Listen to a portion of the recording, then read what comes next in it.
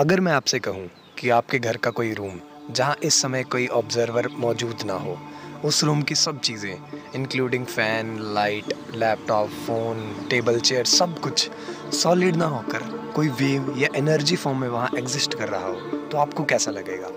मैं जानता हूँ कि आप सोच रहे होंगे कि ऐसा कुछ नहीं हो सकता या मैं कुछ गलत कह रहा हूँ, पर आज मैं आपका दोस्त अक्षित कुछ इन्हीं क्वांटम वर्ल्ड या क्वांटम मैकेनिक्स के लॉज और प्रॉपर्टीज़ के बारे में डिस्कस करने जा रहा हूँ। तो बिना टाइम वेस्ट किए शुरू करते हैं इस वीडियो को।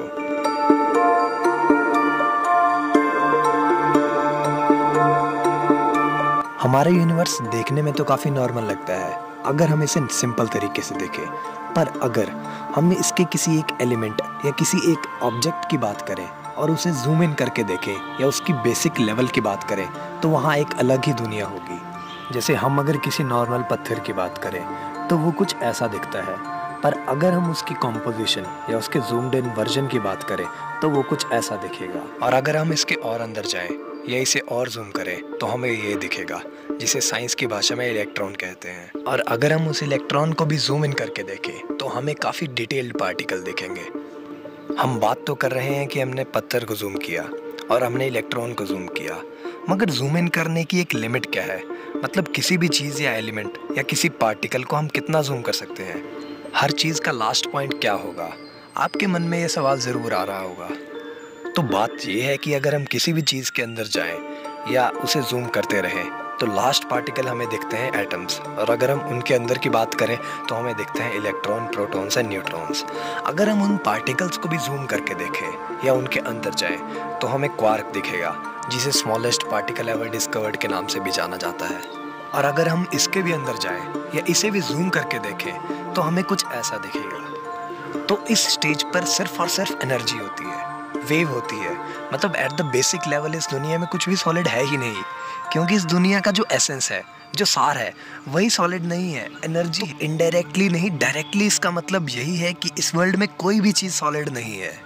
मतलब सॉलिडिटी इज़ एन इल्यूजन, जो कि साइंस की दुनिया की काफ़ी फेमस कोट है। और ये बात हमें रियल वर्ल्ड को स्कैन करके या जूम करके या उसके अंदर जाकर पता चलती है। और अब अगर हम अपनी दुनिया में वापस आए तो इसे कोई नहीं नकार सकता। जो आप बाहरी दुनिया देख रहे हो वो भी उसी क्वांटम वर्ल्ड को ही देख रहे हो। और क्वांटम वर्ल्ड यानी जूम्ड इन वाली दुनिया, यानी जूम्ड इन यूनिवर्स, और इसी यूनिवर्स की स्टडी को क्वांटम मैकेनिक्स कहा जाता है। तो ये दुनिया और ये यूनिवर्स सॉलिड तो सबको दिख रही है, but the basic level is not actually solid. बस आपका माइंड उसे आपको सॉलिड दिखा रहा है। अब हम बात करेंगे इस वीडियो के मेन पार्ट की। अगर जो लॉज और प्रिंसिपल क्वांटम वर्ल्ड या जूम्ड इन वाले वर्ल्ड में काम करते हैं, वो लॉज और प्रिंसिपल हमारे दुनिया में भी तो होते होंगे, यानी नॉर्मल दुनिया में भी तो होते होंगे। जैसे कोई बड़ा घर एक एक ईंट जोड़कर बनता है और उस हर एक ईंट की मजबूती घर की मजबूती को तय करती है, वैसे ही जो क्वांटम वर्ल्ड में होता है वही रियल वर्ल्ड में भी होता है। मगर इस दुनिया, इस यूनिवर्स के नियम क्वांटम वर्ल्ड के नियम से काफ़ी डिफर करते हैं। यहाँ प्रॉब्लम ये है कि क्वांटम वर्ल्ड रियल वर्ल्ड से काफ़ी अलग दिखती है। मतलब यही दुनिया है, और इसके बेसिक लेवल की बात करें तो इसी दुनिया के नियम उस स्टेट पर काम नहीं करते।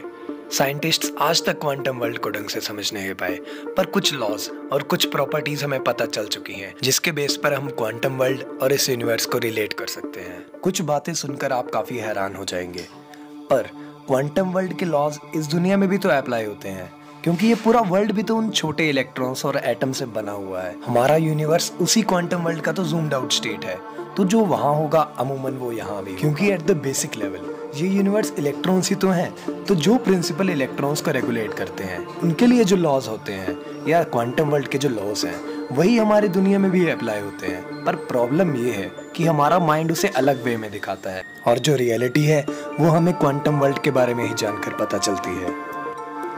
Universe created by consciousness and thoughts. Henry step और इनके साथ कई साइंटिस्ट इस कंट्रोवर्शियल सी थ्योरी को सपोर्ट करते हैं। इस थ्योरी के अनुसार कॉन्शियसनेस यानी चेतना हमारी दुनिया के लिए काफ़ी इंपॉर्टेंट होती है और समहाउ इसे क्रिएट भी करती है। हमारा यूनिवर्स मैटर और एनर्जी या वेव से बना हुआ है, और वेव पार्टिकल डुअलिटी के चलते ये हमेशा वेव या एक पार्टिकल के रूप में रहता है। पर अगर हम इसके बेसिक लेवल की बात करें तो ये दुनिया हमेशा वेव फॉर्म में ही रहती है, पर जब कोई ऑब्जर्वर आ जाता है तब ये वेव सॉलिड मैटर में कोलैप्स कर जाती है और आपको सब कुछ सॉलिड रूप में दिखता है। सुनने में काफी अजीब लगेगा, पर अकॉर्डिंग टू दिस थ्योरी अगर आप ये वीडियो अपने घर पर देख रहे हैं तो आपका स्कूल या आपका कॉलेज जो आपके घर से थोड़ी दूर है वो इस टाइम एग्जिस्ट ही नहीं कर रहा। वो वेव फॉर्म में है, ना कि सॉलिड फॉर्म में। पर जैसे ही आप स्कूल जाते हो वो बिल्डिंग आपके लिए खड़ी हो जाती है। आप उसे वहां जाकर ऑब्जर्व करते हो, इसलिए वो वेव फॉर्म से सॉलिड फॉर्म में आ जाती है। मतलब आपका दिमाग उसे क्रिएट करता है, आपके दिमाग के चलते ही वो वेव फॉर्म पार्टिकल फॉर्म में आ जाता है। इसीलिए ये भी कहा जाता है कि आपके थॉट्स इतने पावरफुल हैं कि आपकी सोच इस दुनिया को बदल सकती है, जस्ट बिकॉज आप उस इलेक्ट्रॉन को ऑब्जर्व करते हो और उस ऑब्जर्वेशन के चलते एक इलेक्ट्रॉन वेव के रूप से सॉलिड रूप में बदल जाता है। मतलब सब कुछ एनर्जी या वेव फॉर्म में एग्जिस्ट करता है, पर जैसे ही ऑब्जर्वर उसे ऑब्जर्व करता है वो सॉलिड रूप में बदल जाता है। ऐसे ही कई सारे फैक्ट्स हैं जिनका अभी तक हमें पता नहीं है, और अगर आप चाहते हैं मैं उन्हीं फैक्ट्स के ऊपर वीडियो बनाऊं या इस वीडियो का नेक्स्ट पार्ट बनाऊं तो प्लीज़ मुझे कमेंट सेक्शन में ज़रूर बताएं। अगर आपको वीडियो अच्छी लगी तो प्लीज़ लाइक और अपने दोस्तों में से शेयर करें। तो मिलते हैं अगली वीडियो में।